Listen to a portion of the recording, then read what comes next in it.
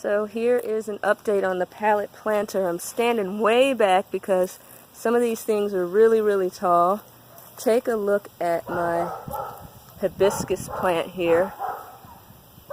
I was coming out here to cut it, to top it, but it already has some hibiscus flowers growing on it up at the top, so I'm going to leave it alone.